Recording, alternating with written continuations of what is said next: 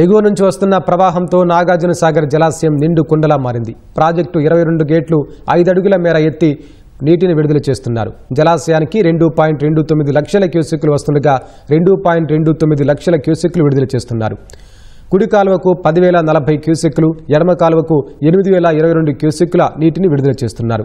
సాగర్ పూర్తిస్థాయి నీటి మట్టం 590 అడుగులు కాగా ప్రస్తుతం 589.80 అడుగులకు చేరింది.